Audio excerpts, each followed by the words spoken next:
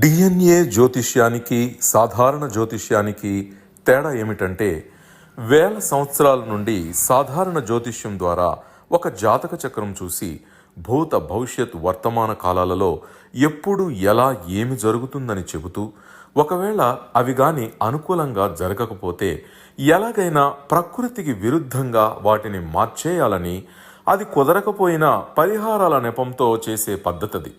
కానీ దానికి మారుగా డిఎన్ఏ జ్యోతిష్యం ద్వారా ఇవన్నీ ఎందుకు జరుగుతున్నాయని కనుగొని ఒక పని చేసే ముందే అది సరైనదా కాదా అని సరైన సమయంలో మనము తీసుకునే మంచి నిర్ణయం జీవితంలో అన్నింటిలో విజయాలు సాధించడానికి సలహాలు మార్గదర్శకాలు చెప్పే నిజమైన జ్యోతిష్య విధానం ఇది. ఏది మీకు అవసరమో మీరే నిర్ణయించుకోగలరు. అందరికీ నమస్కారములు. నేను తిరుపతి పట్టణంలోని రేణిగుంట నుండి మీ గుణబ్రహ్మ సరస్వతి. ఈ వీడియో ద్వారా రెండవ వివాహ ప్రాప్తము ఒక జాతకానికి ఉంది అని మనకు ఎలా తెలుస్తుంది, ఒక జాతకాన్ని తీసుకొని వారికి రెండవ వివాహం ఉంటే మొదటి వివాహం జరిగేటప్పుడే మనం ఏ విధంగా దానికి కరెక్ట్ అయినటువంటి డిజైన్ చేసి ఎవరితో వివాహం చేస్తే వీరి యొక్క వివాహ జీవితము రెండవ వివాహానికి వెళ్ళదు అన్నదాన్ని డిఎన్ఏ ఆస్ట్రాలజర్గా ఏ విధంగా మనము దాన్ని కరెక్ట్గా డిజైన్ చేసి ఇస్తాము అన్న విషయాల్ని ఇక్కడ ఒక ఉదాహరణ జాతకాన్ని తీసుకొని మీకు చెప్తున్నాను. ఇది ఒక మేల్ హోరోస్కోపు.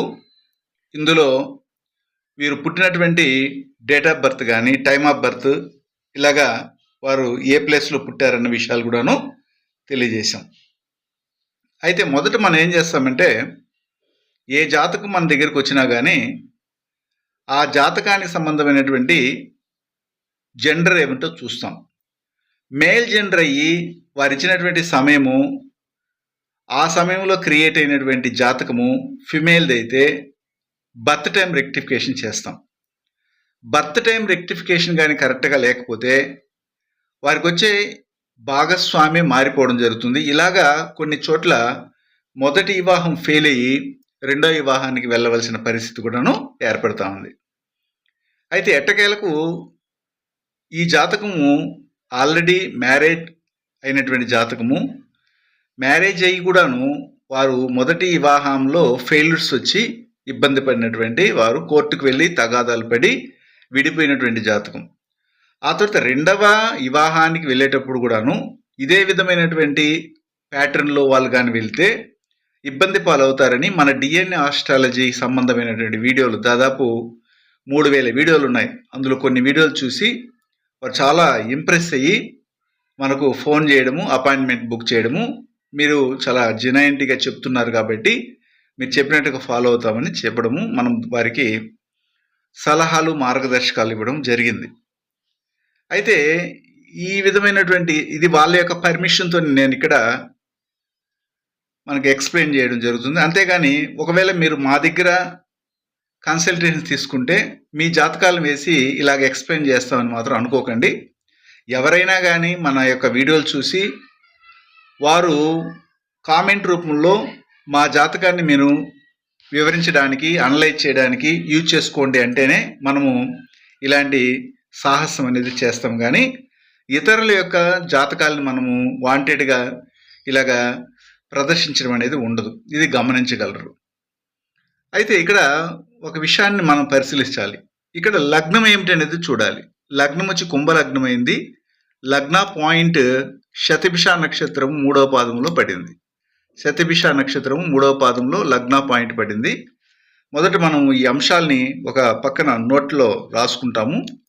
ఈ జాతకానికి రెండవ వివాహానికి వెళ్ళే జాతకం ఇది. రెండవ వివాహానికి వెళ్ళడానికి ఏ విధమైనటువంటి పర్మిషన్ అనేది ఇందులో ఉందనేది మనం చూద్దాం. అది ఎలాగంటే, రెండవ వివాహము అంటేనే చాలామందికి ఇంట్రెస్ట్ ఉంటుంది. కొంతమందికి మొదటి వివాహంతోనే ఇబ్బంది పడినటువంటి వాళ్ళు ఉంటారు.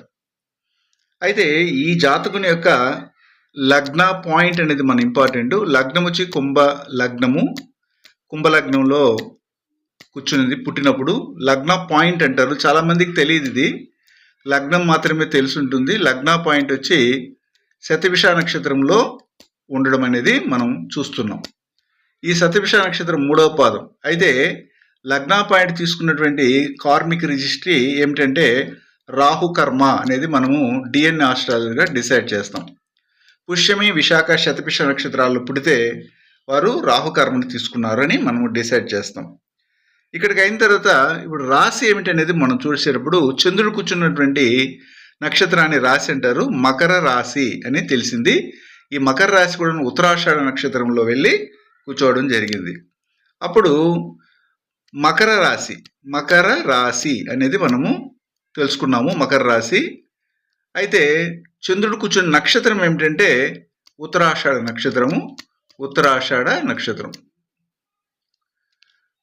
నక్షత్రంలో కూర్చుంది. ఇది గురుకర్మ.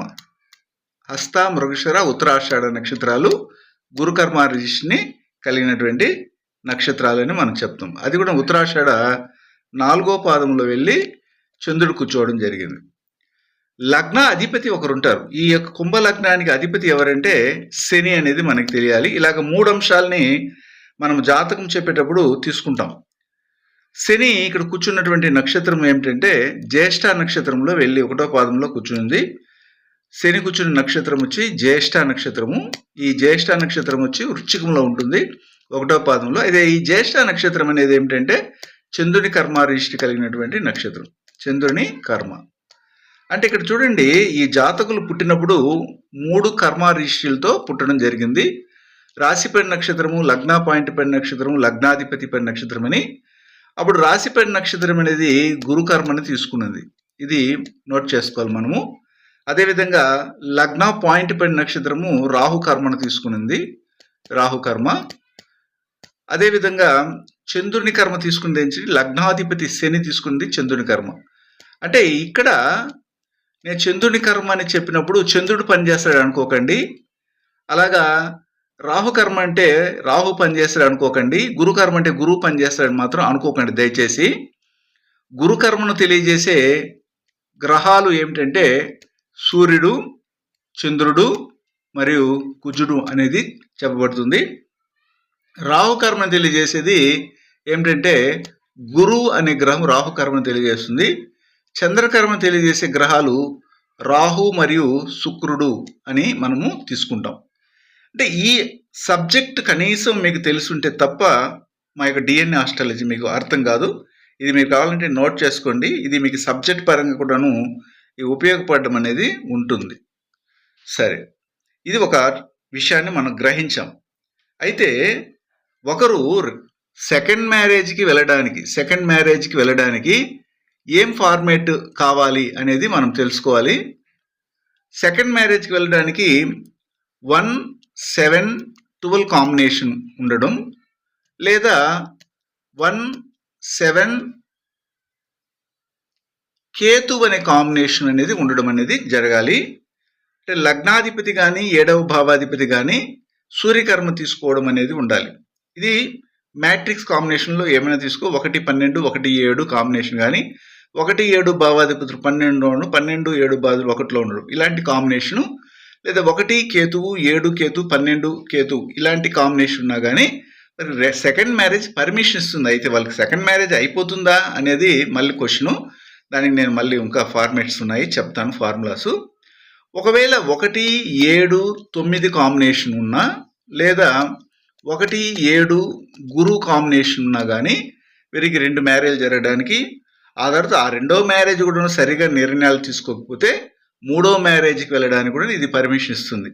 అప్పుడు 1 గురువు కాంబినేషన్ కానీ 7 గురువు కాంబినేషన్ కానీ, అలాగే 1-9-7-9 కాంబినేషన్, 1-7 భావాధిపతులు లగ్న పాయింట్ కానీ లగ్నాధిపతి కానీ 7వ భావం 7వ భావాధిపతి పుష్యమి, విశాఖ, శతభిష నక్షత్రాల్లో కూర్చోవడం అనేది జరిగితే కూడాను అక్కడ రాహుకర్మ అనేది ఎక్కువగా యాక్టివేట్ చేస్తుంది అనమాట.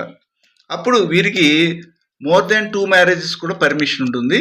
కానీ మనం ఇప్పుడు 2వ వివాహానికి వెళ్ళినప్పుడే కరెక్ట్గా కానీ డిజైన్ చేసి ఇచ్చేస్తే వాళ్ళు 3వ వివాహము 4వ వివాహానికి వెళ్లకుండా ఉంటారు. కొంతమంది ఆడబిడ్డలు కానీ మగవాళ్ళు కానీ మోర్ దెన్ 2 మ్యారేజ్కి వెళ్ళాల్సిన పరిస్థితి సరైనటువంటి సలహాలు ఇవ్వకపోవడం వల్ల కొంతమంది పండితులు ఇలాంటి ఇబ్బందికి గురి అవుతున్నారు. ఇది మనం కూడా గమనించవచ్చు. యాక్చువల్గా ఎవరికి second marriage more than 2 marriage జరుగుతుంది అంటే 3 నక్షత్రాలు వారికి అని చెప్తాం. ఒకటి ఏమిటంటే ఆశ్లేష నక్షత్రంలో రాశి పడిన నక్షత్రం కానీ లగ్న పాయింట్ పడిన నక్షత్రం కానీ, రెండోది ఏమిటంటే పుష్యమి నక్షత్రంలో రాశి కానీ లగ్న పాయింట్ పడిన నక్షత్రాలు కానీ, లేదా 7వ భావాధిపతి. దాంతోపాటు ఇక్కడ ఆశ్లేషతో పాటు పూర్వభద్ర నక్షత్రాన్ని కూడా మనము కన్సిడర్ చేస్తాం. అంటే ఇక్కడ 2 రకాల కార్మిక్ రిజిస్ట్రీ అనేది సెకండ్ మ్యారేజ్కి ఆర్ థర్డ్ మ్యారేజ్ కూడా వెళ్ళడానికి. ఇది అయితే పర్టికులర్గా సెకండ్ మ్యారేజ్ వరకు అయితే ఈ ఫార్మేట్ ఉంటుంది. సూర్యకర్మ తీసుకోవాలి, అలాగే కేతు సంబంధం ఉండాలి. ఒకవేళ ఈ సంబంధం ఉండి సెకండ్ మ్యారేజ్ జరగలేదంటే కనీసము వాళ్ళు ఇల్లీగల్గా కానీ వాళ్ళు శారీరక సంబంధాన్ని ఫిజికల్ అటాచ్మెంట్తో వాళ్ళ జీవితాన్ని గడుపుతుంటారని కూడా మనం నిర్ధారణ చేస్తాం. ఒకవేళ పుష్యమి కానీ విశాఖ శతభిష నక్షత్రాలు అంటే రాహుకర్మలో ముఖ్యంగా పుష్యమి కానీ కనెక్ట్ అయితే మరి కంపల్సరీగా మోర్ దాన్ 2 మ్యారేజ్ కూడా అది పర్మిషన్ ఇచ్చేస్తుంది. అది లీగల్గా వీళ్ళు పర్మిషన్ తీసుకొని ముందుకెళ్తారు. అందుకు తెలిసి కూడా వివాహానికి చేసుకోవడానికి ఇది అవకాశం ఇస్తుంది. ఇంతకుముందు నేను చెప్పినట్టుగా 1, 7, 12 లేదా 1, 7 కేతు కాంబినేషను విత్ సూర్యకర్మ కానీ ఉంటే వీరు 2 వివాహాలకి లీగల్గా కానీ ఇల్లీగల్గా కానీ వెళ్తారు. అదే వీళ్ళు అంటే 1, 7, 9 లేదా 1, 7 గురు కాంబినేషన్ కానీ ఉంటే వీళ్ళు లీగల్గానే మోర్ దెన్ 2 మ్యారేజ్కి వెళ్ళడానికి ఈ జాతకం పర్మిషన్ ఇస్తుంది. ఈ రూల్స్ మనం తెలియాలి. ఈ రూల్స్ తెలిసిన తర్వాత ఆ జాతకంలో అప్లై చేసి చూసినప్పుడు ఒకవేళ ఇలాంటి రూల్స్ కానీ అప్లికేబుల్ అయితే అప్పుడు మనం ఏం చేస్తామంటే వీళ్ళకి పర్మిషన్ ఉంది అనేసి మనం చెప్తాం. ఇవన్నీ నోట్ చేసుకొని మళ్ళీ ఆ జాతకంలోకి వెళ్ళినప్పుడు మనము వాటిని పరిశీలిస్తాం. ఇప్పుడు మన జాతకాన్ని తీసుకొని ఇల్లస్ట్రేషన్గా ఒక విషయాన్ని ఇక్కడ పరిశీలిస్తున్నాం. ఇది సెకండ్ మ్యారేజ్ అన్నాం. అయితే ఈ సెకండ్ మ్యారేజ్కి వెళ్ళినప్పుడు ఫస్ట్ మ్యారేజ్ ఫెయిల్ అవ్వడానికి కారణాలు ఏమిటి అనేది మనకి ఇప్పుడైతే అవసరం లేదు.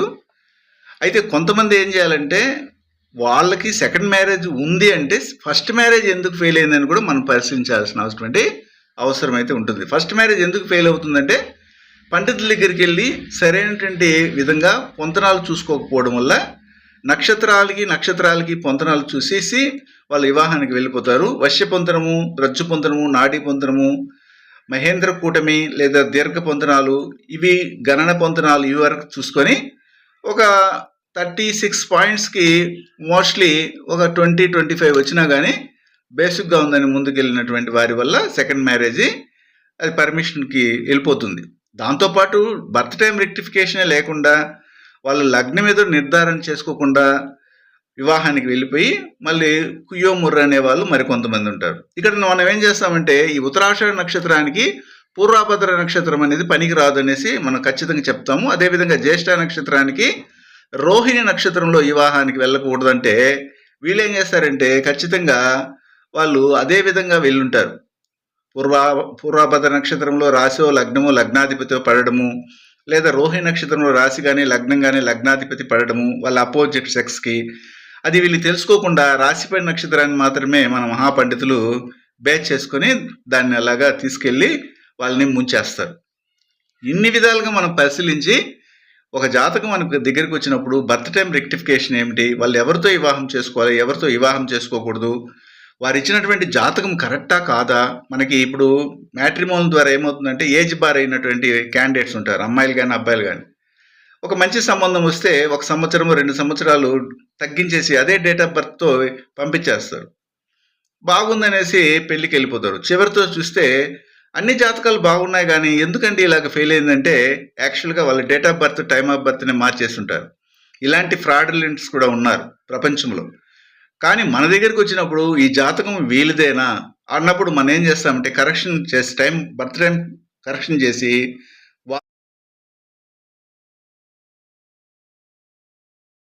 గురువు గారి నుండి డిఎన్ఏ ఆస్ట్రాలజీ ప్రకారంగా మీ జాతక పరిశీలన చేయించుకుని సలహాలు మార్గదర్శకాలను పొందాలంటే మా త్రిశక్తి డిఎన్ఏ ఆస్ట్రాలజీ యూట్యూబ్ ఛానల్లో మరిన్ని వీడియోలు చూసి ఒక అవగాహనకు వచ్చాక మీకు ఉపయోగపడుతుందనిపిస్తేనే ఫోన్ ద్వారా కానీ లేదా డైరెక్ట్గా కానీ అపాయింట్మెంట్ కొరకు సంప్రదించగలరు. వారి లగ్నము నుండి ఫాదర్ ఏమి ప్రొఫెషన్లో ఉంటారు, మదర్ ఏమిటి, వారి అపోజిట్ సెక్స్ యొక్క వారి యొక్క పేరెంట్స్ ఎవరు, ఆ పేరెంట్స్ ఏం చేస్తారు, వాళ్ళ ప్రొఫెషన్ ఏం మారదు కదా. ఎంతమంది బిడ్డలకైనా ఉండని ఒక కుటుంబంలో జననివ్వని తల్లిదండ్రులు వాళ్ళ నాన్న చేసే వృత్తి కంపల్సరీగా ఆ బిడ్డల జాతకంలో ఉంటుంది. దాన్ని మనం బేస్ చేసుకొని వాళ్ళ నాన్న మారడు కాబట్టి ఈ అమ్మాయి లేదా అబ్బాయి జాతకంలో లగ్నం నుండి వచ్చే ఆ యొక్క ప్రొఫెషన్ని బేస్ చేసుకుని ఇలా ఉందని అడుగుతాం. లేదంటే అప్పుడు ఈ జాతకమే తప్పండి, వీళ్ళు ఇచ్చింది స్టేట్మెంట్ కరెక్ట్గా ఇవ్వలేదు అని చెప్పి రిజెక్ట్ చేయడానికి కూడా వీళ్ళకి అవకాశాన్ని మనం కలిగిస్తాం. అయితే వీళ్ళకి రెండో వివాహానికి వెళ్ళడానికి అవకాశం ఉందంటే ఇప్పుడు జనరల్గా ఫస్ట్ మ్యారేజ్ ఫెయిల్ అవ్వడానికి కోర్టులోకి వెళ్ళడానికి మనం జనరల్గా ఒక టాపిక్ చెప్పుకున్నాం. అది ఏమిటంటే ఒకరి జాతకంలో గురువు కుజుడు ఏ భావంలో కూర్చున్నా కానీ వారికి మ్యారేజ్ అయిన తర్వాత కోర్టు వ్యవహారాలు తగాదాలు జరిగి ఇబ్బందికరమైన జీవితాన్ని ఇచ్చేస్తుంది అనేసి మనం చెప్పుకున్నాం. ఇలాంటి జాతకాలను పరిశీలించినప్పుడు వారికి వచ్చే భాగస్వామి ఎలాంటి డిజైన్లో ఉండాలో చూడాలి. ఇక్కడ చూడండి, లగ్నంలోనే గురువు మరియు ఇక్కడ కుజుడు కలవడం అనేది ఉంది. అప్పుడు ఇలాంటి వారు మ్యారేజ్ చేసుకున్నా కానీ కోర్టుకు వెళ్ళవలసిన పరిస్థితి ఏర్పడుతుంది. కంపల్సరీగా ఇబ్బందికరమైనటువంటి జీవితాన్ని పొందవలసి వస్తుంది. దాంతోపాటు ఇక్కడ నేను ఇంతకు ముందు కూడాను ఒక వీడియోలో చెప్పాను మీకు, బుధుడు శుక్రుడు ఒకే గదిలో కానీ ఉంటే వారు కంపల్సరీగా లవ్ మ్యారేజ్కి లేదా లవ్ ఫెయిల్యూర్ అవ్వడం అనేది ఉంటుంది అని చెప్పాను. ఇక్కడ ఆ కాంబినేషన్ కూడా ఉంటుంది, కనబడుతుంది అనుకుంటాం మీకు. అదేవిధంగా ఇక్కడ మళ్ళీ ఒక కాంబినేషన్ ఉంది, శని మరియు సూర్యుడు అని ఇచ్చాం. ఈ శని సూర్యుడు కాంబినేషన్ ఎక్కడైతే ఉంటుందో ఒకరి జాతకంలో వీళ్ళు ఏ పనిలో చేయనా, శని అంటే కర్మకారకుడు కాబట్టి ఏ పనిలోనైనా కానీ వెళ్ళని వీరు అవి సగంలో ఆపేసి వచ్చేస్తారు, సగంలోనే కట్ అయిపోతుంది, అంటే సగంలో స్టాప్ అయిపోతాయి. అది ఉద్యోగం కావచ్చు, లేకపోతే జీవితం కావచ్చు, ఏదైనా కానీ అన్ని ఆఫ్గా చేస్తున్నటువంటి జాతకం ఇది. ఇప్పుడు ఇలాంటి జాతకాన్ని తీసుకెళ్ళి ఇక్కడ చూడండి, శని సూర్యులు కలిశారు, ఇలాంటి జాతకాన్ని తీసుకెళ్ళి ఎవరితో వివాహం చేస్తే బాగుంటుంది అనేది మనము చక్కగా డిఎన్ఏ ఆస్ట్రాలజీ ప్రకారంగా డిజైన్ చేసి ఇస్తాం. ఇవేమీ తెలియకుండానే వివాహానికి వెళితే లాస్ట్కి ఇలాగా సెకండ్ మ్యారేజ్కి వెళ్ళవలసిన పరిస్థితి ఏర్పడుతుంది. కాబట్టి ఇలాంటి సూక్ష్మాలని కూడాను మనము జనరల్ జ్యోతిష్యం ప్రకారంగాను చెప్తాము, డిఎన్ఏ ఆస్ట్రాలజీ ప్రకారం కూడాను ఇక్కడ డీకోడ్ చేయడం అనేది ఉంటుంది. ఇది చాలా పర్టికులర్గా మనం తీసుకుంటున్నటువంటి జ్యోతిష్ శాస్త్రం అనే ఒక మహాసముద్రాన్ని మనం ఎంతో ప్రేమగా ఈదుతున్నాం. అందువల్లే ఇన్ని సక్సెస్ మన డిఎన్ఏ ఆస్ట్రాలజీగా మాకు అమ్మవారి అనుగ్రహంతో లభిస్తూ ఉంది.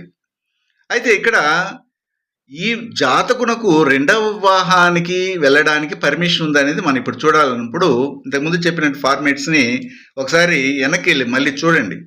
అలా చూసినప్పుడు నేనేం చెప్పుంటానంటే 1-7 గురువు అని చెప్పుంటాను. అప్పుడు చూడండి, లగ్నము వచ్చి ముఖ్యంగా కుంభలగ్నమైంది. కుంభలగ్నంలోనే గురువు అనే గ్రహం కూర్చోవడం జరిగింది. ఆ గురువు తీసుకున్న నక్షత్రం ఏమిటంటే ఇక్కడ పూర్వభద్ర నక్షత్రాన్ని తీసుకునింది. నేను ఇంతకుముందు చెప్పాను, పూర్వభద్ర కానీ ఆశ్లేష నక్షత్రంలో కానీ లగ్న పాయింట్ కానీ లేదా లగ్నంలో ఏదో ఒక గ్రహం వచ్చి కూర్చొని పూర్వభద్రలో కానీ ఆశ్లేషలో ఉన్నా కానీ వారికి సెకండ్ మ్యారేజ్కి అది ఈజీగా పర్మిషన్ ఇచ్చేస్తుంది. ఇలాగ మన ఫార్ములాస్ని అనేక జాతకాలని చూడడం వల్ల కొత్త కొత్త ఫార్ములాని డెరైవ్ చేయడం, ఆ ఫార్ములాస్ మరిన్ని జాతకాల్లో కంపేర్ చేసి చూసినప్పుడు అవి అక్యురేట్ రిజల్ట్స్ ఇవ్వడం బట్టి మనము కొత్త కొత్త సిలబస్లో విషయాలన్నీ కూడాను చేరుస్తూ వెళ్తున్నాం. అందువల్ల లగ్నంలో ఒక గ్రహం వచ్చి కూర్చొని సూర్యుని యొక్క కార్మిక రిజిస్ట్రీ తీసుకోవడం అనేది జరిగింది. ఇది ఒకటి. అదేవిధంగా ఒకవేళ లగ్నములో ఒక గ్రహం వచ్చి కూర్చొని శతభిష నక్షత్రంలో కానీ పుష్యమి విశాఖ నక్షత్రంలో కూర్చుంటే అక్కడ మోర్ దాన్ 2 మ్యారేజెస్ అది పర్మిషన్ ఇచ్చేస్తుంది. అక్కడ చూడండి, కుజుడు అనే గ్రహం వచ్చి లగ్నంలో కూర్చొని శతభిష నక్షత్రంలో కూర్చుంది కాబట్టి కంపల్సరీగా వీరికి మోర్ దాన్ 2 మ్యారేజెస్ కూడా పర్మిషన్ అనేది ఉంది అనేది మనం డిసైడ్ చేస్తాం. దాంతోపాటు సెవెంత్ లార్డ్ అయినటువంటి సూర్యుడు ఎవరు అనేది చూసినప్పుడు సెవెంత్ లార్డ్ సూర్యుడు ఎక్కడ వెళ్ళి కూర్చో ఉన్నారు అంటే జ్యేష్ఠ నక్షత్రంలో వెళ్ళి కూర్చో ఉన్నారు. అయితే సెవెంత్ లార్డ్ సూర్యుడు జ్యేష్ఠ నక్షత్రంలో కూర్చోవడం అనేది ఈ జాతకునకు 5 మరియు 8 భావాధిపతి యొక్క నక్షత్ర చార. అయితే అది పక్కన పెడితే ఆ సూర్యుడు ఎవరితో కూర్చున్నాడంటే లగ్నాధిపతి అయిన శనితో కూర్చున్నాడు కాబట్టి ఇక్కడ 1-7 కాంబినేషన్ వచ్చేసింది. 1-7 కాంబినేషను అదే లగ్నంలోనే గురువు అనే గ్రహం కూర్చోవడం వల్ల మోర్ దెన్ 2 మ్యారేజ్కి జాతకులకి పర్మిషన్ అనేది ఇవ్వడం అనేది జరిగిపోయింది అనేది మనం కన్ఫామ్గా చెప్పేస్తాం. అయితే వీరిప్పుడు బాగా గమనించండి, ఇక్కడ లగ్నంలో ఏ గ్రహమైనా వచ్చి సూర్యకర్మను కానీ లేదా రాహుకర్మను తీసుకోవడము, అదే దీన్ని బట్టి ఏమిటంటే వీరికి 2 marriage or more than 2 marriage జరగడానికి పర్మిషన్ ఇచ్చేసింది. ఇది ఒకటి. రెండోది ఏమిటంటే 1-7 కాంబినేషను, 1 గురువు కాంబినేషన్ కూడాను రావడం జరిగింది. కాబట్టి వీళ్ళకి మోర్ దాన్ 2 మ్యారేజ్ వెళ్ళడానికి పర్మిషన్ ఇచ్చింది. అప్పుడు రెండో మ్యారేజ్ కన్నా వెళ్ళడానికి వీళ్ళకి పర్మిషన్ ఇచ్చినా కానీ ఎవరితో చేసుకుంటే మళ్ళీ ఆ రెండో మ్యారేజ్ కాకుండా మూడో మ్యారేజ్కి వెళ్ళేదానికి వీళ్ళకి ఇంకా ఉధృతం అవుతుంది అనే దాన్ని బట్టి మనము సెకండ్ మ్యారేజ్కి ఫుల్ స్టాప్ పెట్టడానికి మనం ప్రయత్నం చేస్తాం. అది ఎలాగో ఇప్పుడు మీకు చెప్తాను. వీళ్ళు పుట్టినటువంటి లగ్న పాయింట్ ఇప్పుడు మీకు మొదటి నుండి గుర్తు తెచ్చుకోవాలి. మీరు లగ్న పాయింట్ ఏమిటంటే శతభిష నక్షత్రంలో పడింది. మనం ఏం చేసిన లగ్న పాయింట్ని తీసుకుంటాము, అలాగే చంద్రుడు కూర్చున్నటువంటి నక్షత్రాన్ని కూడా తీసుకుంటాం. అది వచ్చి ఉత్తరాషాఢ నక్షత్రంలో పడింది, ఉత్తరాషాఢ నక్షత్రంలో కూర్చుంది. ఇప్పుడు ఈ 2 నక్షత్రాలని బేస్ చేసుకుని లగ్న పాయింట్ పడిన నక్షత్రము, చంద్రుడు కూర్చున్న నక్షత్రాన్ని తీసుకొని ఈ రెండింటికి 270 డిగ్రీల్లో ఎవరైతే కనెక్ట్ అవుతారో వారికి సంబంధించిన నక్షత్ర కర్మ రిష్టితో కూడినటువంటి అమ్మాయితో ఇతను రెండో వివాహానికి వెళితే చాలా అదృష్టవంతమైన జీవితాన్ని పొందడం అనేది జరుగుతుందని మనం చెప్తాం. అలాంటప్పుడు లగ్న పాయింట్ శతభిష నక్షత్రంలో ఉండి ఇక్కడ నుంచి 270 డిగ్రీల్లోకి మనము చూసినప్పుడు అది ఎక్కడ వెళ్ళి కనెక్ట్ అవుతుంది అనేది మనం చూడాలి. అలాంటప్పుడు బాగా గమనించినట్లయితే ఇక్కడ ఈ శతభిష నక్షత్రము అనేది ముఖ్యంగా స్వాతి నక్షత్రాన్ని టచ్ చేస్తుంది. స్వాతి నక్షత్రం అనేది ఏమిటంటే స్వాతి, ధనిష్ట, పునరుష నక్షత్రాలు శని కర్మ రిష్టి సంబంధమైనటువంటి నక్షత్రాలు కాబట్టి స్వాతి వచ్చి శని కర్మని కనెక్ట్ చేసింది 270 డిగ్రీలు శని కర్మని. ఇది గుర్తుపెట్టుకోండి. అదేవిధంగా రాశి పడిన నక్షత్రం ఏంటి? ఉత్తరాషాఢ నక్షత్రము. ఈ ఉత్తరాషాఢ నక్షత్రం అనేది ఎక్కడ పోయి కనెక్ట్ చేస్తుంది 270 డిగ్రీలు అనేది మనం చూసినట్లయితే ఈ ఉత్తరాషాఢ నక్షత్రము ఉత్తరా నక్షత్రాన్ని కనెక్ట్ చేస్తుంది. అప్పుడు ఉత్తరా నక్షత్రం అనేది ఏమిటంటే బుధకర్మ. అంటే 2 కర్మ రిజిస్ట్లో కూడినటువంటి వ్యక్తుల్ని వీరు కానీ వివాహం చేసుకుంటే సెకండ్ మ్యారేజ్కి అద్భుతంగా ఉంటుందని మనం చెప్తాం. అయితే ఇక్కడ మళ్ళీ ఇంకొక అంశాన్ని మనం పరిగణలోకి తీసుకుంటాము. అదేమిటంటే ఈ శని కర్మ రిజిస్టు కలిగిన నక్షత్రాలు ఏమిటంటే ధనిష్ట, స్వాతి, పునరుషు నక్షత్రాలు అంటాం. అదేవిధంగా పునరుషు నక్షత్రాలు, ఈ 3 నక్షత్రాలు రాశి పడిన నక్షత్రం కానీ లగ్న పాయింట్ పడిన లగ్నాధిపతి పడిన నక్షత్రంగా ఉండొచ్చు. అదేవిధంగా బుధకర్మ రిజిస్టు కలిగిన నక్షత్రాలు ఉత్తర, రోహిణి, పూర్వాషాఢ అంటాం. అయితే ఈ జాతకుడికి నేను ఇంతకుముందు చెప్పాను, పూర్వాషాఢ నక్షత్రం ఓకే, ఉత్తరా నక్షత్రం ఓకే, కానీ రోహిణి నక్షత్రం పనికిరాదు అన్నాను. కారణం ఏమిటంటే ఇతని లగ్నాధిపతి అయినటువంటి శని కూర్చున్న నక్షత్రమే జ్యేష్ఠ. జ్యేష్ఠ నక్షత్రానికి రోహిణి పనికిరాదని మొదటే మనం గుర్తుపెట్టుకొని ఒకవేళ అలాగా వాళ్ళకి వస్తే జాతకాల్లో రోహిణిని అవాయిడ్ చేయండి అంటాం. అప్పుడు ఇక్కడ 5 నక్షత్రాలు ఇతనికి బెస్ట్ అన్కండిషనల్ అఫెక్షన్ ఉన్నటువంటి నక్షత్రాలని చెప్పాం. అదేమిటంటే రెండవ వివాహానికి ధనిష్ట, స్వాతి మరియు పునరుష నక్షత్రాలు ఒక సెట్ అయితే ఇవి శని కర్మ రిషిని కలిగి ఉంటాయి. అలాగే ఉత్తర మరియు పూర్వాషాఢ నక్షత్రాలు రెండవ సెట్ కిందకి తీసుకుంటాం. పూర్వాషాఢ అప్పుడు రాశి పడిన నక్షత్రం కానీ లగ్న పాయింట్ పడిన నక్షత్రం, లగ్నాధిపతి పడిన నక్షత్రం కానీ ఈ 5 ఏదైనా 1 ఉన్నా 2 ఉన్నా 3 ఉన్నా వివాహానికి వెళ్ళొచ్చు. కానీ ఎట్టి పరిస్థితుల్లో రోహిణి నక్షత్రం అనేది ఉండకూడదు, దాంతోపాటు పూర్వభద్ర నక్షత్రం ఉండకూడదు అని చెప్తాం. అయితే రాశి ఏమిటి, లగ్నం ఏంటంటే కన్యా రాశి, కన్యా లగ్నము. కర్కాటక రాశి, కర్కాటక లగ్నం వారి వివాహానికి వెళ్ళండి, బ్రహ్మాండమైన రెండవ వివాహ జీవితం ఉంటుందని చెప్తాం.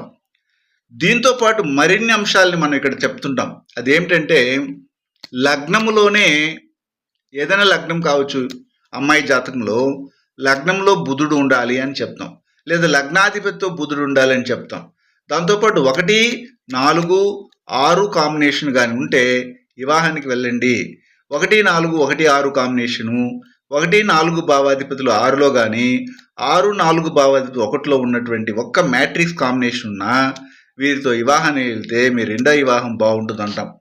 మూడవ విషయానికి వెళ్ళినప్పుడు ఏం చెప్తామంటే వారి కుటుంబ పరంపరలో టీచర్స్ ఉన్నటువంటి వాళ్ళు ఉంటారు, అలాగే ఐటీ ఫీల్డ్లో ఉన్నటువంటి వాళ్ళు ఉంటారు, సాఫ్ట్వేర్లు కూడా ఉంటారు, దాంతోపాటు లిటరేచరు, మీడియా, సిఏ చార్టెడ్ అకౌంట్స్లో ఉన్నటువంటి వాళ్ళు, హెవీ మిషన్ దగ్గర పనిచేసినటువంటి వాళ్ళు, అదేవిధంగా లెదర్ సంబంధం వృత్తిలో ఉన్నవారు, ఎల్ఐసి డిపార్ట్మెంటు, మెకానికల్ వృత్తిలో ఉన్నవారు, వంట నూనె, గ్యాస్, పెట్రోలియం, ఆర్కాలజీ డిపార్ట్మెంట్లో ఉన్నవాళ్ళు, డెంటిస్టులుగా ఉన్నవాళ్ళు, ఇలాంటి కుటుంబ పరంపర నుండి మీకు రాబోయే భాగస్వామి రెండో వివాహానికి వస్తుందని మనం చెప్తాం.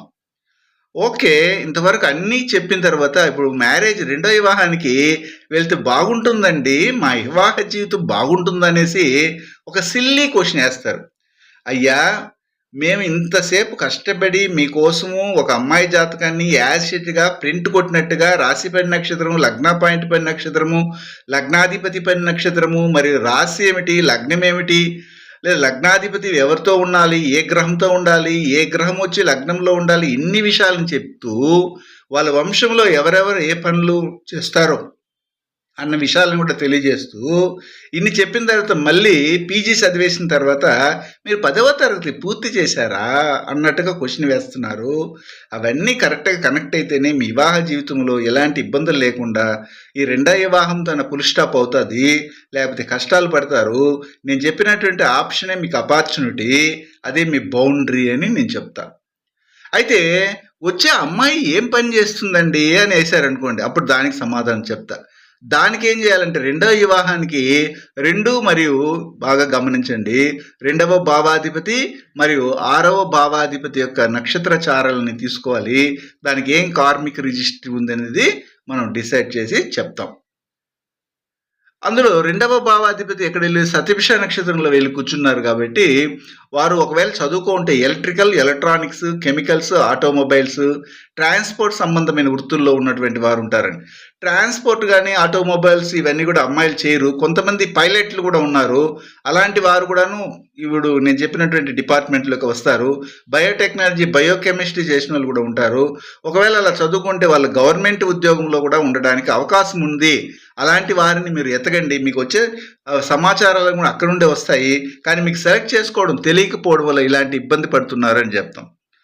సరే, బాగుందండి, ఇంకేమైనా ఆప్షన్ ఉందంటే ఖచ్చితంగా ఒకవేళ మీరు ఇంకా బాగా ఎతకగలిగితే వాళ్ళు టీచింగ్ ఫీల్డ్లో ఉంటారు. ఆ టీచింగ్ ఫీల్డ్ కూడాను ఎలా ఉంటుందంటే గవర్నమెంట్ సంబంధమైనటువంటి టీచింగ్ ఫీల్డ్లో ఉంటారు అని చెప్తాం.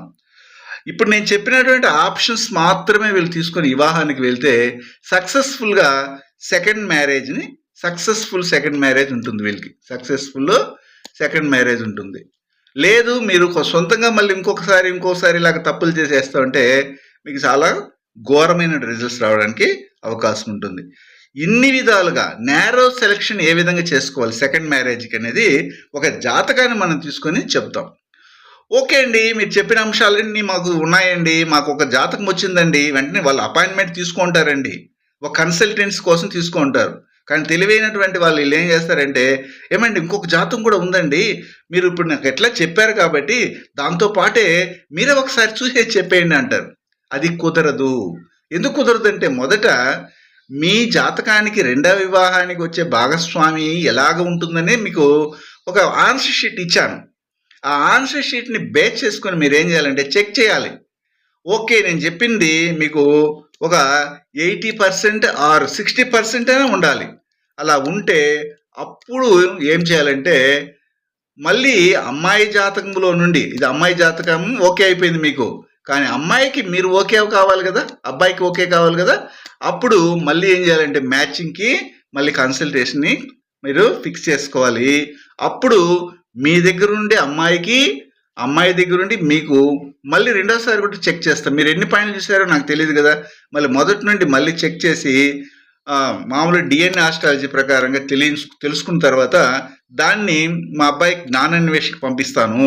అతను ట్రెడిషనల్ ఆస్ట్రాలజీ ప్రకారంగా అన్ని విషయాలు, చంద్రాష్ట కూటమి ఎలా ఉంది, లేదా రాశి నుండి రాశికి, లగ్నం నుండి లగ్నానికి, గ్రహం నుండి గ్రహానికి, ఇలాంటి నవాంశలో ఎలాంటి పరిస్థితి ఉంది, వీటన్నిటిని చెక్ చేసి అతను మాకు రిజల్ట్స్ ఇవ్వడం జరుగుతుంది.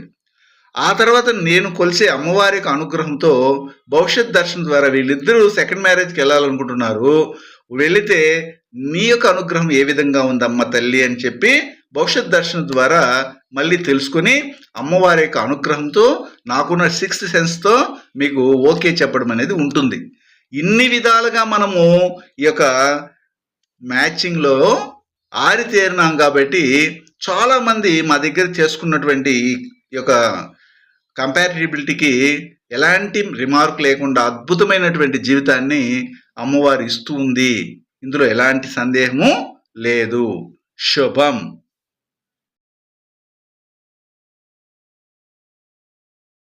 డిఎన్ఏ జ్యోతిష్యం నేర్చుకోవడానికి ఆసక్తి ఉన్న వారందరికీ గురువుగారి తరపున స్వాగతం.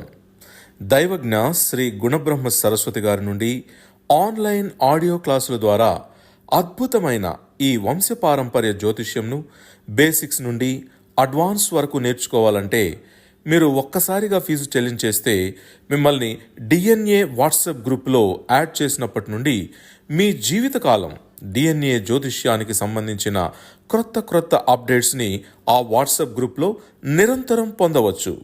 ఫీజు చెల్లించిన వెంటనే జరిగిపోయిన పాఠాలు మీ ఈమెయిల్ ఐడి ఇస్తే గూగుల్ డ్రైవ్కి మొదటే గురువుగారు పంపిస్తారు. అందులో మీకేదైనా డౌట్స్ వస్తే జూమ్ క్లాస్లో గురువుగారే స్వయంగా క్లియర్ చేస్తారు. పీడిఎఫ్ కానీ ప్రింటింగ్ మెటీరియల్ కానీ ఇవ్వబడదని గమనించగలరు.